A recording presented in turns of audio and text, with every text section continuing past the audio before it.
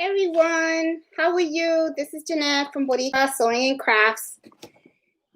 I didn't think I was going to make it to be able to start on time. I was running around and stuff, trying to get things together and stuff. Let's see who we got. Hey, Lisa. Sorry, Ruth. Hey, Lucky. Hola from Dallas. Hey, I'm thinking about Dallas. I'm telling you. When we retire, I'm thinking about moving out there. I don't know. We'll see. Hey, Blanca. Hey, Miss Miles. Hey, Tracy. Hey, Norma. And stuff. Hey, Fred. The woods are here. For today's video, for today's embroidery hour, on the Facebook group, I had put in, hey, Robin, how you doing? I had put down a little post, and I said, hey, guys, if there's anything that you want me to cover on Embroidery Friday, some particular topics and stuff, just hit me up, let me know, and I'll do some research and see what I can come up with, so we can talk about it, learn from it. One of the members put down that they wanted to talk about threads and different types of threads, different weights and stuff like that. So I said, yep. Hey, Miss Magic. Hey, Susan. So I said, okay, let's research threads and talk about different weights. Well, I'll tell you what, today while I was embroidering, I was looking up information on the threads, and there sure is a lot of information out there. So much information that it could get kind of confusing, which is why I kind of realized, hey, Sarah, why people want to know, hey, can you tell us about threads? So I wrote down a couple of things in my notes so that I could share with you some of the things that I found. There are about, let me see, 1, 2, 3, 4. There are about 5 different types of thread that people usually use when they do embroidery, okay? They use the rayon thread, which is pretty popular. And the reason why rayon is pretty popular is because it's very shiny. So a lot of people like the shine when they're embroidery designs. The other one is the polyester embroidery thread, which is particularly mine because it's, according to the article, it said economical. Well, I say, yeah, it's for people that watch their money like me. I don't like to spend a lot of money on thread, but it also depends, though. It depends, on the design. If I need something shiny, and I'll do it. But I usually try to keep within my budget and stuff because embroidery can be pretty expensive. When you think about it. I mean, you're buying the machine, you're buying the hoops, you're buying stabilizers, you're buying the material that you're embroidering on, and then all is the thread can be very pricey too because you're just it's different types of threads, different weights of thread, different colors. I mean, the colors galore can be a big thing because a lot of people, even when people tell me, hey, can you embroider a name on a bag, right? And then you say, sure, what color do you want? And they'll say blue. Well, when you do embroidery, right, and you have all your threads, right? I usually use the 63 set of sim threads. There's so many different shades of blue. You got royal blue, you got light blue, you got Persian blue, you got sky blue. So, it can get, kind of pricey because, you have all these threads. There's a lot of things you got to buy. So, to me, it's just me, I always like to use the polyester because, it's to me, it's reasonably priced. Okay. So, then you have cotton embroidery thread. Never use that. And they also have silk thread, which I found out. Never used the silk thread. And they have metallic embroidery thread. That, from what I read and from what I've heard, I read from other people's experiences, metallic thread, metallic bread. I was saying bread. Y'all know what I mean. I mean thread, okay? Metallic thread is pretty difficult to do embroidering on. Okay, one of the tricks that a lot of people use when they are using metallic thread while they're embroidering is they slow down the speed on their machine. Now, the SC1900 does, I believe it's about 600 stitches a minute. So if you go to your settings, you will see that there is a section in there where you can change the speed of the machine and you can lower it. So from everything that I've read, people say at least lower it to like maybe 400 if you're going to be stitching a metallic thread, because from what people say, it breaks, or there's a lot of nesting and stuff. So I have not done it, so I don't know. Now I'm curious about it, and I feel like just buying one and then just stitching a piece of fabric just to see how that goes. But one of the things that people really do like about the metallic thread is the thread. Okay, I should have bread with me or something. Anyway, the thread is that the reason why it's very, very popular is because it sparkles. And a lot of people like to use that to add a lot of accents to their embroidery. So, it's metallic thread is very popular, but it is kind of hard to embroider with. But it is doable. People have done it, so it's just finding your balance, getting to know the machine and the thread, and finding the correct speed that you should be setting your machine on, so that when you are embroidering with that thread, it can come out really nice and stuff. So I pulled out some of the threads that I've used because I wanted to share with you guys the types that I have bought. And what I like and what I don't like. I think I said in the past, I do like sim threads, okay? Sim threads are like this. I think they're pretty good, I usually get the set of 63. You can get them from Amazon. I find that they're very reasonably priced for the whole 63 set. They're not very pricey. It's a very good kit for you to get as a beginner. So if you just got the machine and you don't know like what kind of set to pick, I highly recommend getting this one, because to start off, this is a very, very good set. Now, the one thing that I found difficult though was finding replacements. Okay. I was trying to go on Amazon, and if I ran out of a certain color, right, I was trying to see, hey, can I buy just one extra of this color? Very, very difficult to do. However, though, if you can't get it off of Amazon, but if you go to the actual company site, which is simthread.com, you can buy them individually, and you can actually buy them, I believe, a little bigger too. So, it's just, if you're on a budget and stuff, and even, if you aren't on a budget, I mean, if it doesn't, to you, I mean, to me personally, this is okay. This makes the mark. Okay. Now, a lot of times people like the rayon thread because they say it's very, very shiny. And I was looking and I found that I did buy a rayon thread. And let me see, is this it? Give me 1 minute, I will find a rayon. I know I have a rayon thread.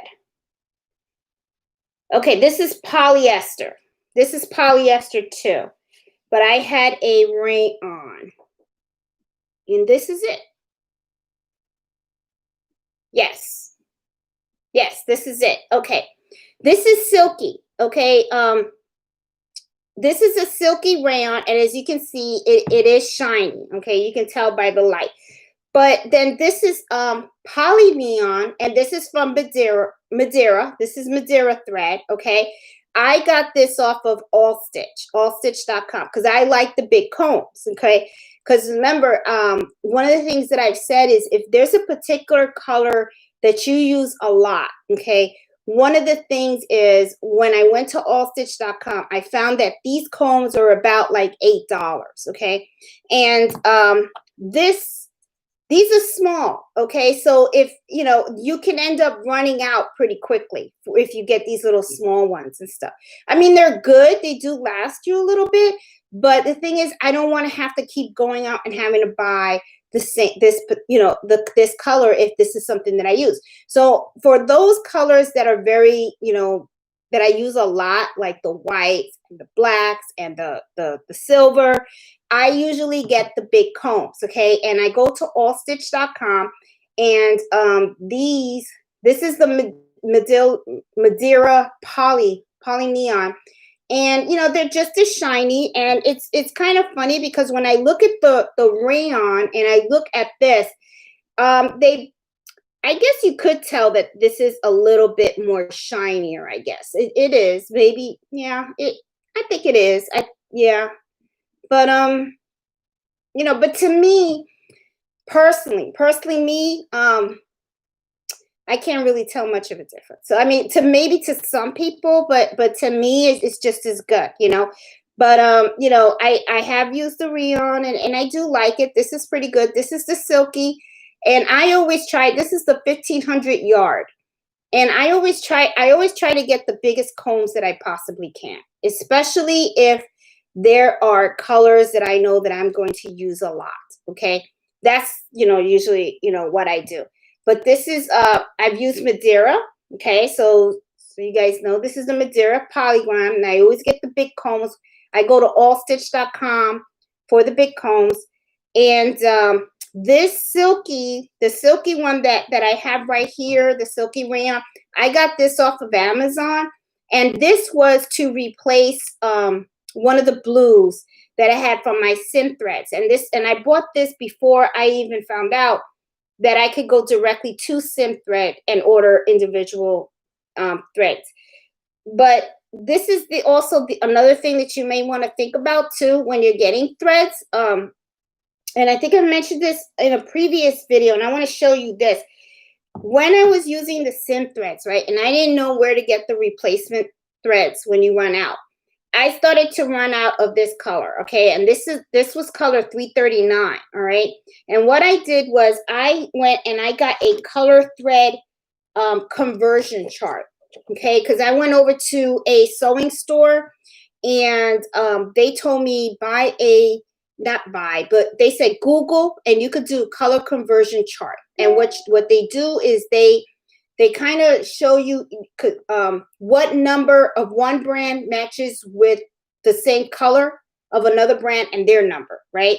Because it's like one company A could have brown, and brown could be number 100.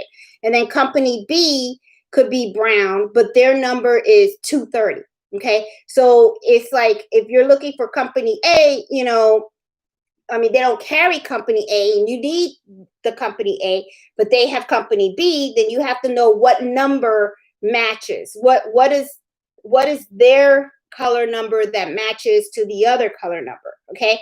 So this was sim thread, and this was 339, right? And I went and I looked at my my conversion thread chart, and I looked up to see, I wanted to get a Madeira poly thread, and I said, okay, which one matches with 339, right? And then it said it was 1621. So I went and I purchased 1621, but when I got it in the box, their brown was different. So as you can see, this is not an exact match, okay? So that's something that you need to be kind of careful of, is that not every company has the exact same color as the other companies, okay? So that's the only thing that I kind of found was kind of like, ugh, that's all right, fine. But I was able to then find that I could get these individually, so that helped. But it kind of taught me a lesson that certain colors, you got to be very careful, because you may think that it could match, but it doesn't. So, you just have to kind of like be careful. Now, I'm sure you're probably safe if you're looking for colors like black and white, because those are, I mean, no, let me take that back, because there's different shades of white. Because I found that when I got this. This is another brand that I'm using. And I was introduced. This is Florini, Florini, or something like that. I was introduced by this thread when I went and I bought my multi-needle embroidery machine. Stone. I'm really on a roll today because I'm tired. That's why. The store owner, when I purchased my multi-needle machine, she threw in 20 different colors of threads.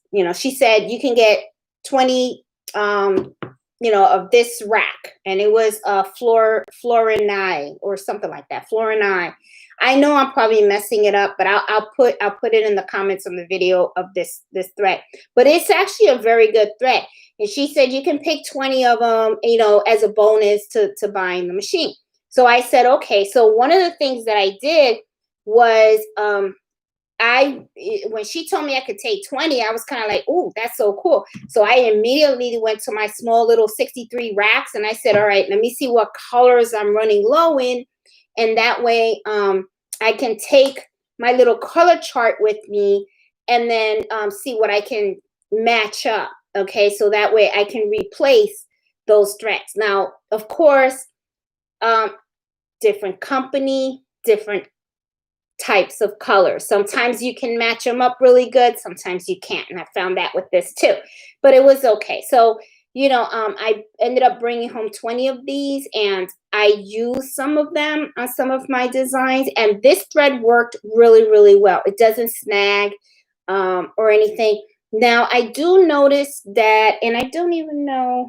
Let me see. Oh, I got a new one right here that I didn't open. This is polyester. And it's polyester. And this is a 40 weight. Is it 40 weight?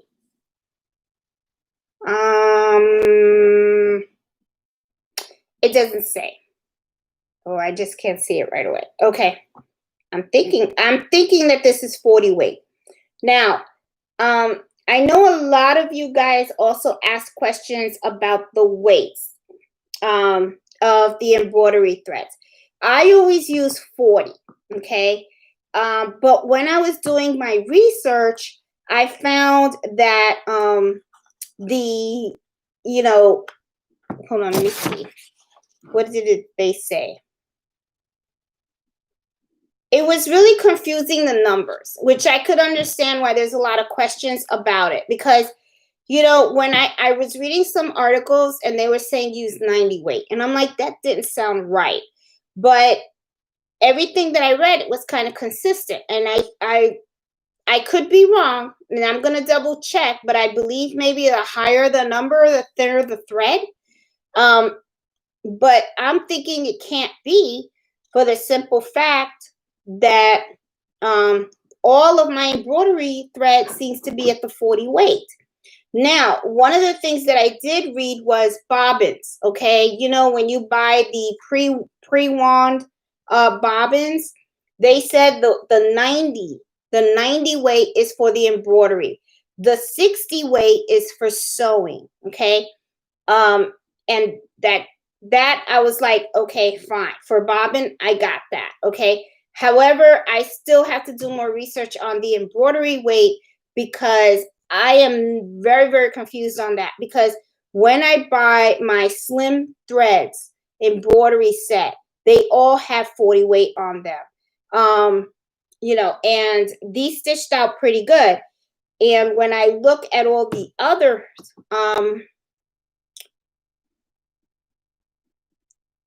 it has 42.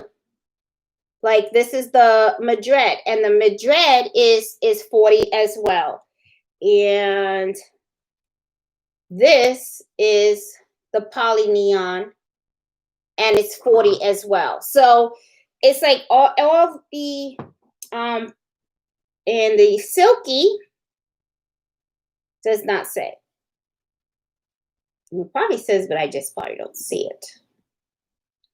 Yeah, I don't see it. Okay. So I don't know, it's like they're all 40. And here I'm looking at my I call it multicolor, but it's variegated thread. These are 40 as well. So to me, I'm thinking either I read that article wrong or misunderstood it or something. But every piece of embroidery thread that I usually pick up, no matter what brand, they always seem to be 40 weight. Okay. So it's just something. And now let me also tell you something also. Be careful when you pick up threads, okay? Because I'm gonna tell you what happened to me. I was at Joann's, okay, and it was when I found out about these new threads, right? The variegated or variegated, variety color thread, okay? So I got hooked on these threads and I said, man, these are so cute to personalize them. And I want to buy more, right? But you got to order them online and then you got to wait for them and all that stuff, right? So I went to Joann's and I had a coupon and then they had this big sale, right? And then I saw these and then I thought, oh, these are so cute. I can do like little hats, shirts, whatever, right? And I brought it home and I did not read the label. And this is called bulky nylon. Bulky neon. Okay. Now, this is not embroidery thread. Okay. This is not embroidery thread. I didn't know. And I bought a bunch of it. Okay. So now I got to figure out what I'm going to do with it. And I put this on my embroidery machine and I started to embroider and it was a mess. And I don't know if you can see, but I'm going to unravel some of it. But look, as soon as it comes off the thing, look, it thickens up. It's like, I don't know. It's like it looked like cotton. It's like a cotton thread. So I don't know what people use this thread for. I haven't thrown them out or anything.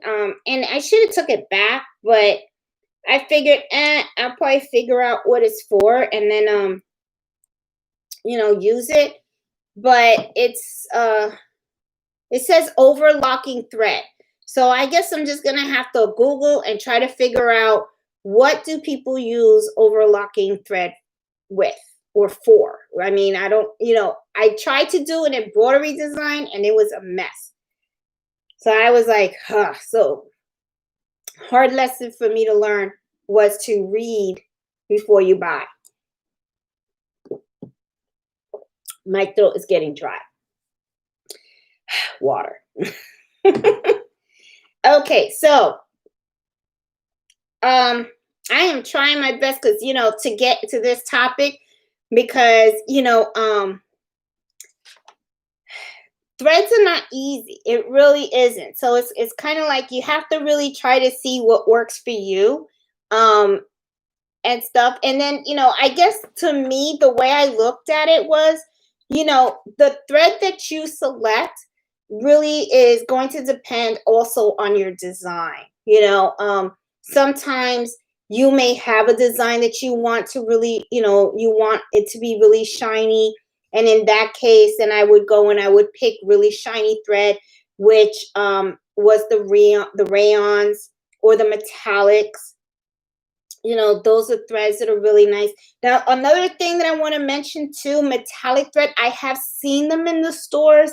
One of the reasons why I haven't really done anything with metallics is because when I pick them up, they look like very small spools of thread.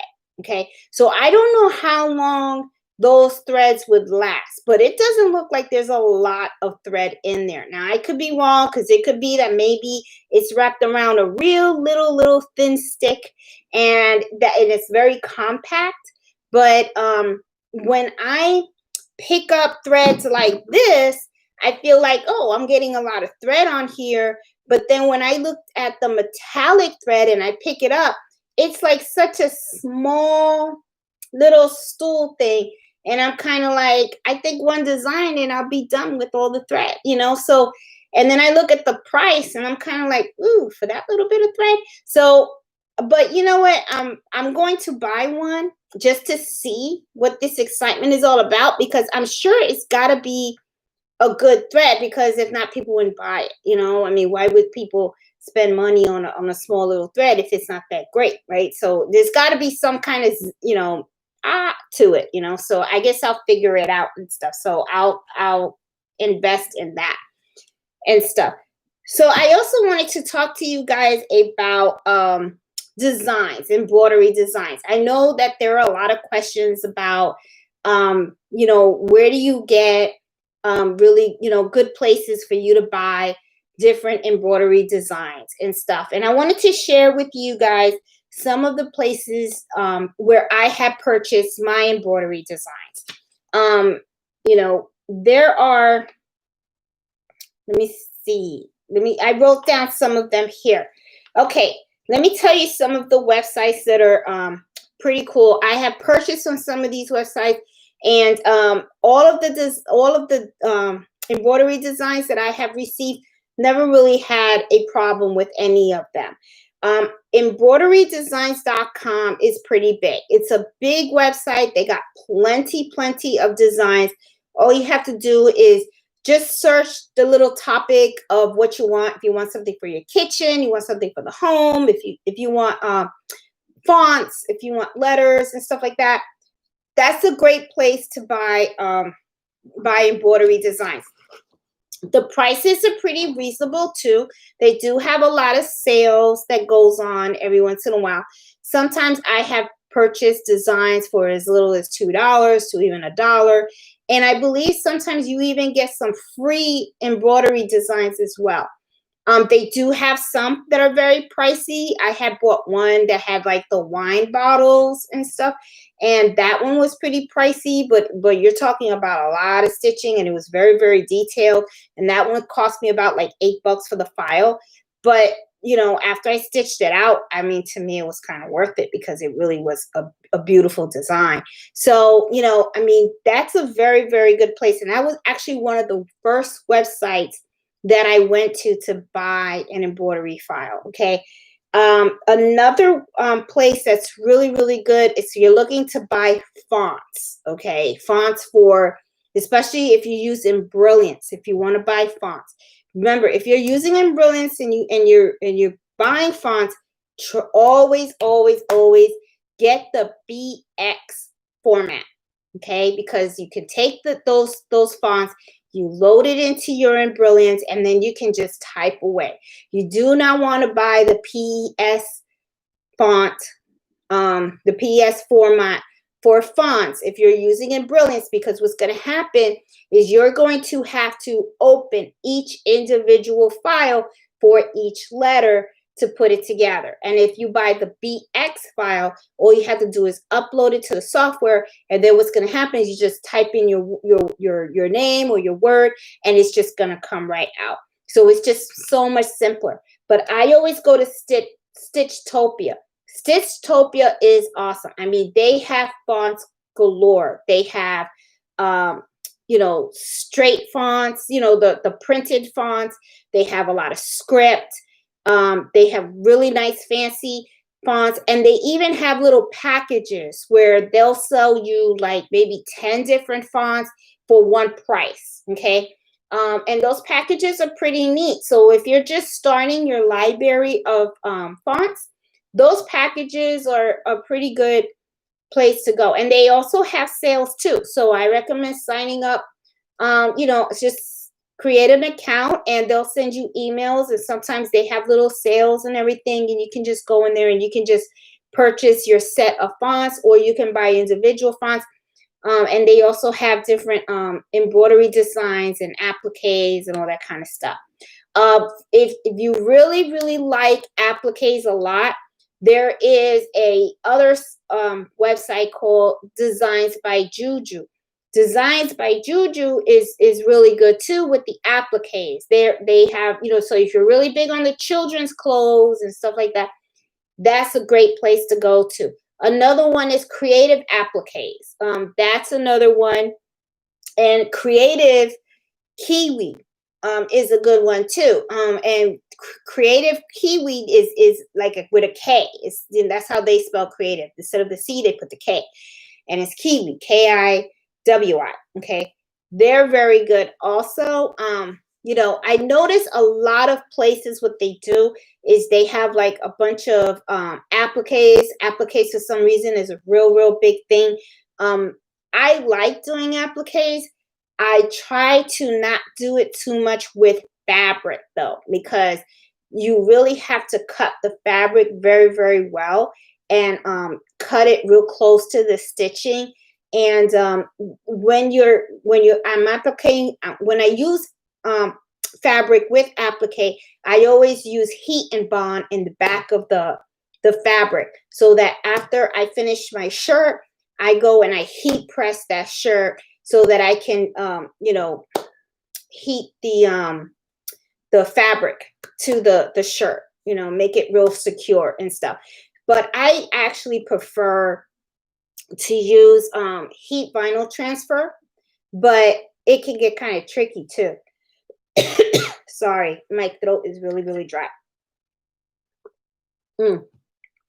So I did a shirt for a friend of mine for her son, and I used a heat vinyl transfer. And what happened was I used the Caesar stretchy. And after I embroidered it, I noticed that the vinyl kind of wrinkled a little bit. But I was like, oh, it's okay. I mean, he's not gonna really notice it. So I just pressed it, and it's all right. It's just a little corner that it was a little thing. But I do notice that if you use heat vinyl transfer, it's much better to do applique with the one that's sparkled, because the sparkle one, and I have it here, the sparkle heat vinyl transfer is thicker. So because it's thicker, I feel like it holds a lot better, So this is the sparkle heat vinyl transfer, and as you can see, if I peel it off a little bit, this is much thicker, and it's not as flimsy, So it's easy to stitch around it and stuff like that, and even like press it after, right? But what I used for his was I used this, which was the Caesar Easyweed, and this is the stretch heat vinyl transfer is very thin, okay, which is one of the reasons why I loved using it, because it was thin and it was very easy to weed and everything like that. But this was very difficult to use on appliques. If you need to use heat vinyl transfer for appliques, my recommendation is don't use the stretch. Use regular, the regular, heat, the everyday one, which Easyweed. Use Easyweed. Easyweed is a lot better because it's tougher, okay, than this. This is very flimsy. It's very thin. So it was, this is kind of like messed up on that. So, just something to share with you guys and stuff. But yeah, so and another thing, a little thing that I do also is I usually like to buy also a lot of my embroidery designs from Etsy shops. There's so many in there. So if you go into Etsy and you just Google cocktail glasses embroidery file, you'll get a whole bunch of different types of embroidery files that are pretty neat. And, it's just another way that I look on it. You can just Google it too. If you don't even want to go to Etsy, you can just go, just google.com and then just type, wine glass embroidery file. You're going to get a whole bunch that'll pop up. You'll probably see some sites, learn about different sites and everything. Those that I mentioned to you, I've learned about those by going into other Facebook groups, because the other Facebook groups, usually they share their projects, and a lot of people come out and say, hey, where did you buy that design? And those sites seem to be the most popular, and I even went on there, and one of the things that I do like about some of these websites that I mentioned is they have sales, and when they have sales, it's like, oh, okay.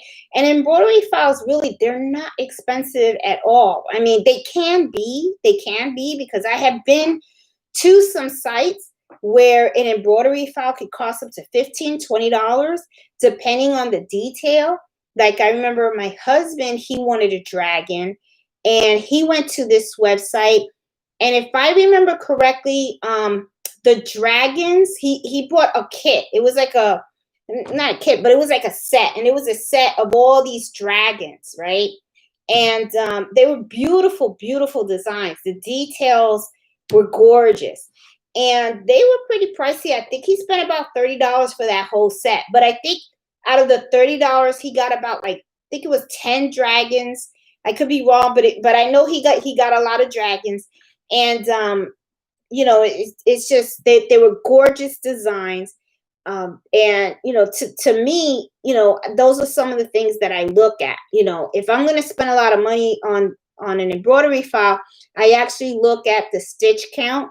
Usually, that has a big factor in it. The more stitches that a file has, the more it'll cost. Especially if you're looking at something that has a lot of details. And I know those dragons that he picked had so much detail in them. They were beautiful, but they did cost a pretty penny and stuff like that. Now, sometimes the appliques and the cute little fonts that you sometimes people use for the shirts and everything, for kids and everything, they're pretty inexpensive. Sometimes you can buy a file for about $2-3, and they're not expensive at all. And basically it's because really the stitch count is not really that high, especially the appliques, because the appliques, it's mostly fabric that's going to be filling in your design. It's not going to be all embroidery stitches, so those are usually cheaper, because what it is, you have your placement stitch, then you have your tack down stitch, and then you have the finished stitch, So it's basically those three plus the little bit of design around the fabric. So those files usually are not high stitch counts. It's just, because of the fabric. So those don't really run that expensive.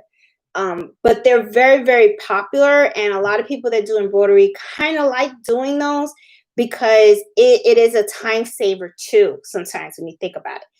But let's talk about that though. Is it a time saver? Because sometimes I find that I spend more time on that applique than I do on a embroidery field design. Okay, so I think kind of tripped up on that, because when I am embroidering a design, when I do a design that's complete embroidery, the machine's just going. But when you're doing applique, you have your placement stitch, and you got to cut the fabric, you put it on there, then you have your tack down stitch, you got to take it out of the machine, you got to cut out, then you put it on, and then it has the filling stitch, okay, or the satin stitch or running stitch, I don't know what they call the final stitch, okay, and then you go ahead and then you fill it. So the time that it takes to cut the fabric, place the fabric, cut the fabric, cut around the fabric. You know what I mean?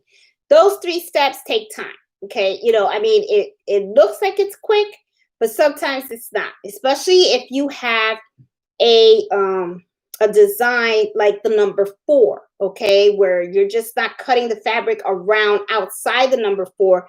Then you have that little circle underneath, or a 0 or number 8. Those, you got to be super careful. And because especially when you're cutting the hole around the 8, because you don't want to cut your shirt. And I've done that plenty of times, which that like ticks me off. I did that with my sister's shirt, when I was doing the vintage, and she was born 1971. On the number 9, I cut her shirt. because you know, it had the little circle in the number 9. So when I went to cut the fabric in the number 9, I cut a hole in the shirt. So there went that shirt. So I had to pick up another shirt and start all over again. And I learned the hard way too that, you know, when it comes to doing those types of shirts, the best thing to do is stitch out your appliques first. What I did with my sister's shirt was I did vintage. I think I have it here. I'm going to bring it so you can see. I wasted so much thread on this shirt. If I would have just did what I need to do. Oh, no, I'm sorry. I misspoke. Not the number 9. I messed it up on the number 1. And how the hell did I do that? Because there was no circle on number 1. But anyway, when I was cutting her shirt on the number 1, right here, I cut a hole. Okay. But this is the thing. If I would have did the appliques first, I went and I stitched out vintage. Look at all the thread that I used. So I was like, oh, that came out really cute. So all I had to do, I was then going to do 1971, right? Because her birthday's next week. So when I started to do the appliques, I cut the shirt. So my rule of thumb for now on is when I'm doing these designs and stuff, I'm going to stitch out the appliques first, because that would have saved me so much thread if I had did this part last. So lesson learned. This is a lot of purple thread that I could have saved. So I was like, that pissed me off. So, but you know, you live and you learn and stuff. So, you know, and this is just something to show you guys, because I know there's a lot of you guys out there that have, you know, reached out to me and, you know, and even posted and said, hey, I just got my machine and I'm nervous and this, that, whatever. Don't be nervous. Don't worry about it. Look, I screw up too. Okay. I mean, and I've been doing this for now about 2 years and stuff, that I've had my SC 1900 and still screw up. Okay. So when you make a mistake, no big deal. Learn from it. Keep going. And a lesson learned too, that I learned too. Don't just buy one shirt. Because after I messed this shirt up, I had to get in the car and go get another shirt. So always buy a backup. Always, always. I learned that the hard way. So when somebody says I need a shirt and I say what size you need and they say size small, then I just really, honestly, I buy 3 shirts. And then I keep the receipt so that I pray that on the first shirt, I get it right, because if I get it right, then that's good. I'll just take the other 2 and I can return them, or I can keep them if I want, you know. So it's just something, you know, something that, you know, lessons learned. That's all, just lessons learned and stuff. But yeah, I would have saved a lot of thread if I had just did this part last. But now when I do shirts and appliques, I'm just going to do the appliques first. And once the appliques I know come out fine, then I will do the rest of the stitching around it, because that was a really, really hard thing. I was really pissed. And the last thing you want is that everything stitched perfectly, and which, you know, it's happened to me. You know, everything stitched perfectly and stuff, and then you're at the very final stages of your shirt, and then you pop a hole in it. I mean, that's like that really ticks you off. That's the moment where you just shut down the machine, you go for a walk, get a nice drink or something, or sometimes you just say, screw it, you know, and stuff. But also, and I wanted to share with you also something else that I did. Oops, sorry. That I did today. Oh, let me share with you guys. I did, before I moved to this, some embroidery designs. I posted this on a Facebook group and stuff. I've been looking at new designs for dinner napkins. And I came up with this one today. I posted this one in my shop today. It came out really, really cute and stuff. I think this is going to do well. And then I also came up with this design too. This one's really, really cute too. And so I think that one came out well. Now, let me show you one design which, you know, I think came out really, really funky. I don't like it, okay? And I'm tell you why. When I bought the design, I had no idea that it was a two-tone color design instead of a one color. This is two-toned, okay? So I did post it on Facebook and stuff. It was funny because somebody made me laugh because they said, "Oh, your bobbin thread's going up." Well, the color was supposed to be gold and white, okay? And it's funny. She gave me a chuckle because it's true. If you look at it, it looks like the bobbin thread is coming out. That's exactly how it looks. So I could see why the person would say that. And I was like, you're right. I mean, it doesn't look good. So this did not make the cut for me. For something for my shop, the design didn't make it. Someone did mention that maybe it's just the colors that I chose, and I think that could be it. But one of the things that I didn't like really about this design is that I noticed it had a lot of jump stitches. And in the SC1900 on this machine, you have to manually cut all of your jump stitches. One of the things that I like to do personally, and I notice everybody does embroidery in their own different way. Some people just like to hit the button, the green button, go, and then walk away. And then they say, I will cut the jump stitches at the end once it finishes sewing.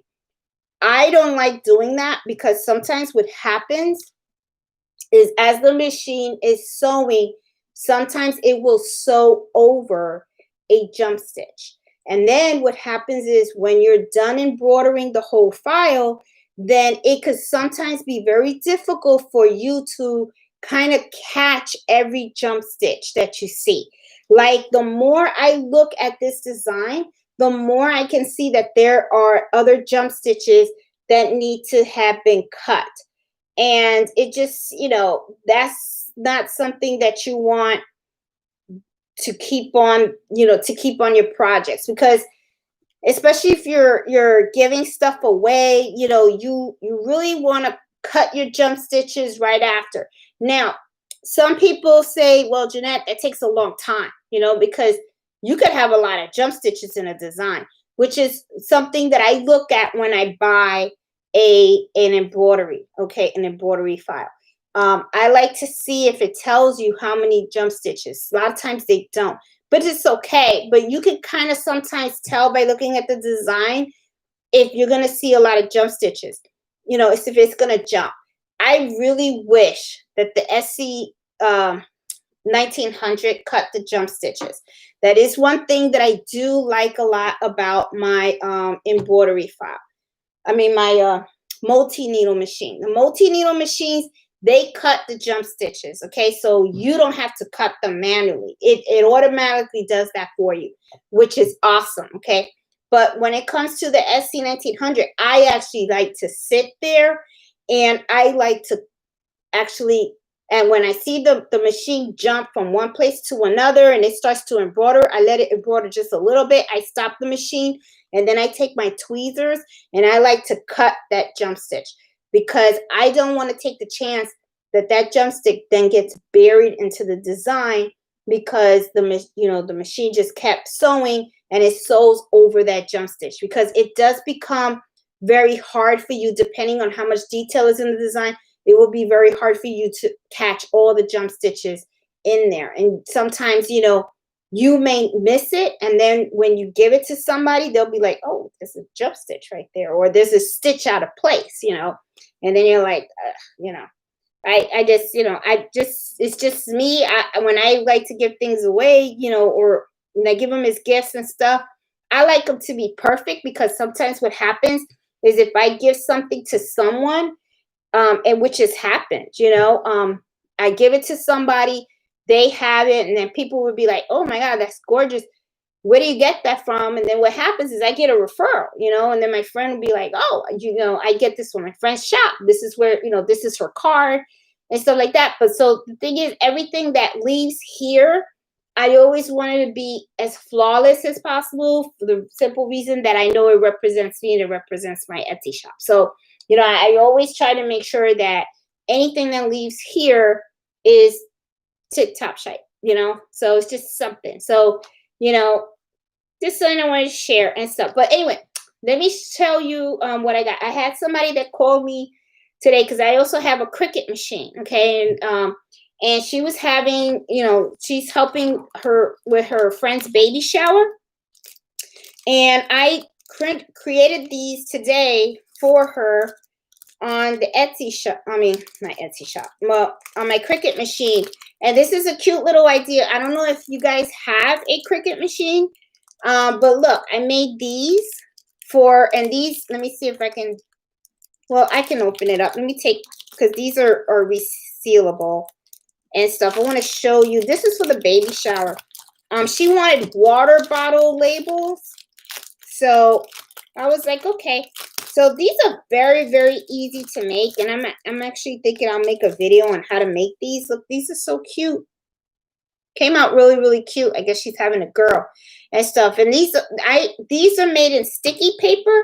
So it's like, you know, you just take a water bottle and then you would unstick it and then you just stick it onto the water bottle. You know, you would just stick it on the water bottle and stuff. So, you know, so it's just something that I made and stuff. So I was kind of like, oh, this is pretty neat, you know. So, you know, I'll do a quick video. And you know, I don't even think you don't even need a Cricut machine to do this. Let me tell you, WordPerfect. I'm serious. WordPerfect. It's very, very easy to do. WordPerfect and a ruler, and you're good to go. Okay, and sticky paper. That's all I needed and stuff. So, you know, I'm going to, you know, when I was making this for her today, I was thinking to myself, I've been doing a lot of videos on the embroidery machine and stuff. I'm like, maybe I should do videos on the Cricut machine as well, you know, in case some of you guys have a Cricut machine, you know, and you want to know how I do some of the other stuff, you know, other projects as well and everything. Because, I mean, it's sewing and crafts, and Cricut machine is part of crafts, I guess, you know, so I'll do that and stuff. So I got this ready as an order to send out and stuff. So that was easy. I was able to do that in about an hour. All I needed to do was just design it, take a picture of it, send it over to the customer and see if they approve the design. After they approve the design, just put it through the Cricut machine and, well, you know, threw it to the printer, then, you know, did a scan and cut. So it was just, you know, print it out, scanned it, cut it, good to go. I was like, oh, that was easy. You know, that wasn't bad and stuff. So let me see. Do we have any questions out there? Bulky 100 overlock is ideal for overlocking steam undergarments, swimsuits, and knitwear.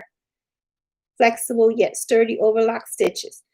Miss Magic, do you use this? Because if so, let me know. I'll mail it to you. You can have the thread because I don't think I'm gonna use this. I have several. Seriously, if you're interested, I'll send it to you and stuff. Let me know and stuff. Swimsuits though, swimsuits. How would you use this on a swimsuit though? I'm gonna YouTube this. Can find out how to use this on a swimsuit and stuff. I think that is used for a serger. The exact, I don't know. Oh, Jennifer said the same thing. Hey, Zach. Hey, Victoria. Hey, Jennifer, Miss Magic, Barbara, Zach. Hey, DJ. Do the designs come digitized? Okay. Yeah, when I buy my embroidery designs, DJ, they've already been digitized and stuff. You're actually buying the file, okay, and stuff. Hey, Karma Promo. Hey, Lucy. Please put in website comments at the end of the videos. Will do, Lucy. I'll definitely do that and stuff. How do you keep from cutting the shirt when doing an applique? There's a little circle inside. For example, number 8. Okay, this is how I do it. All right, good question. Okay, K and M. This is what I do. Okay. I wish I had a place to show you. Okay. you got to be careful. You got to be careful. What I do is I use tweezers and sometimes a steam ripper. You take a steam ripper, you try to gently pick up the fabric, and then you try to rip it a little bit using the steam ripper, okay? But do not take the steam ripper and poke all the way in, because when you poke all the way in, you could end up grabbing both. Another, that's really the best way I could tell you that I've done it. I've done it with the steam ripper. Another way that I've seen people do it is they take tweezers, and what they try to do is they try to pinch the fabric, and then take embroidery scissors or something real, sharp, and then just cut the fabric little by little, so that way they can, get in there, okay, and stuff. It is not easy. It's something that you really, really, really have to take your time in. And trust me, that's why I say do the applique numbers first, because when you screw up the shirt, then you kind of like messed up. Another method that I have those see people do is when they cut the fabric, they put it over the number 8, right? And then they kind of see where the circle is. And then what they do is they like pop a hole in the fabric where the number 8s, where the circles of the number 8s are going to be. And then they keep that there. Then they put it on there. I don't know if I'm explaining it right. I'm going to have to do a video to show it. But, you kind of look at the fabric, right? And then you try to pick it up, and then you just pop a hole, and then you lay it back again. Then when it does the tack down stitch, you already have that little slit in that circle, okay? I've seen people do that. That to me, it's okay to do it. I've always done it the other way with the steam ripper, where I take the steam ripper and I gently pick the fabric on the top, and then I try to rip a little hole in it, and then I take the scissor, and then I take the embroidery scissors, the real small ones.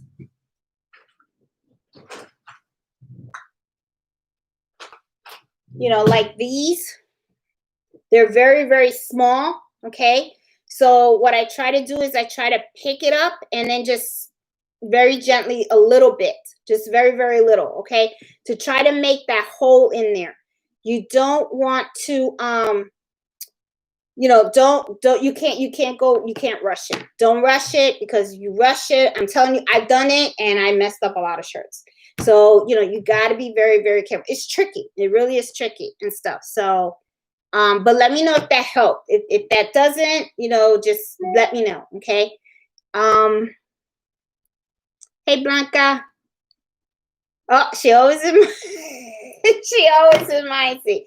If you guys like the video, please give it a thumbs up and subscribe to my channel, please. I am up to, I think the last I looked, 923 subscribers, which is pretty cool. I'm trying to hit that 1,000 mark and stuff. But I'm thinking about doing videos also with the Cricut machine, and not just do videos on the embroidery, even though I got to be honest, I love embroidering. I really, really do. I mean, there's a lot of times that I'm doing embroidery. Like, I wish I should have been videotaping me making all of these and stuff, but I know that I did a video already on dinner napkins, but I can do more and stuff. But I also, after I did those little stickers for the water bottles, I was thinking I should have did the video while I was doing those stickers. That way people could learn how to do them, So, but I'll definitely be putting a lot of those things up there. Oh, you're welcome, KMB. I mean, but let me know if you have problems, seriously, and I'll try to, help you out and stuff. Hey, Mary. Next will be the maker. Yes, the maker is what I have. Yes. Well, okay, talk about the Cricut though, all right? I started with a Cricut Explorer, and then from there, I upgraded to the maker. And the reason why a lot of people ask me why I upgraded to the maker is because the maker actually cuts wood chip, and it cuts fabric.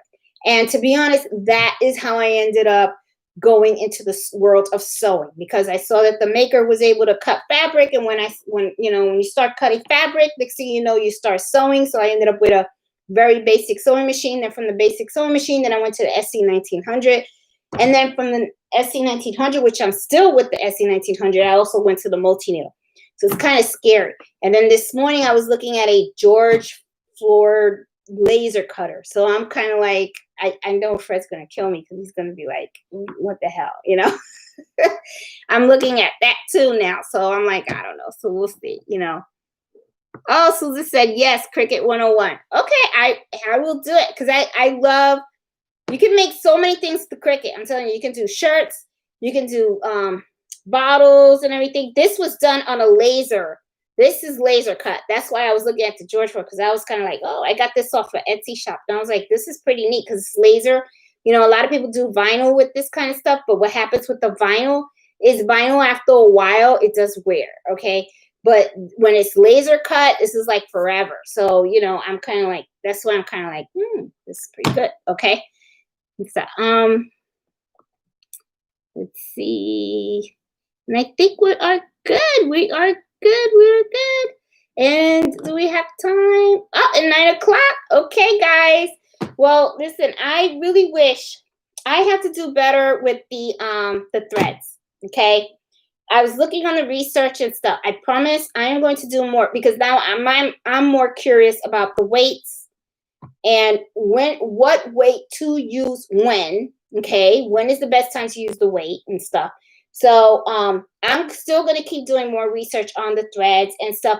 But I hope that, you know, you did find this video kind of useful in some way. At least I was able to share with you guys the ones that I've had experience with and with the weight that I've been working with and stuff. And sharing with you guys the different sites that I have gone to buy embroidery files and stuff. So anyway, but I really do like spending my Friday evenings with you guys. I mean, this is really fun and stuff. But like I said, you know, I have a Facebook group out there. It's called Embroidery Happy Hour Adventures. Please consider joining the group. It's a group where I want everyone to share ideas and you know, and help each other out with their embroidery and other projects as well. Even Cricut, whatever, you know. Even though I know I called it Embroidery Happy Hour, but the reason why I do that is because, you know, a lot of people ask questions about SC1900, you know, the machine. There's not a lot of videos out there. So I figured, oh, what the heck, you know, I'll do it, you know. So, you know, just please consider, you know, subscribing to the Facebook group, subscribing to my channel and stuff. So that way I can keep, you know, pumping these out. I have a lot of fun with this. If you have any recommendations or suggestions of any of the videos that you want me to make or do, just let me know. I mean, I'm good with that. You know, I'll take ideas and stuff. I mean, like I said, today I decided to talk about threads because someone put it out there and said, hey, I have a lot of questions about threads. I talked about stabilizers the last time because someone asked about stabilizers too. I'm even thinking about just taking a trip to Joanne and asking about different fabrics and stuff, you know. So anyway, I really enjoyed our happy hour today and stuff, and I hope you guys found this useful. So you guys have a very, very good night and stuff. And Lucy, yes, I will remember to put you know, the little websites and stuff that I've used to purchase stuff. And I'll even put the names of those little Etsy shops where I bought some of my designs from too, because some of them have really been, you'd be surprised the good files you can buy off of these small business owners. I mean, they really have some really, really awesome artwork out there. So, you know, you guys, I will see you guys next week. Take care. Please be safe out there and stuff. And I hope you enjoyed tonight's show. Okay, so I'll talk to you guys later. Bye.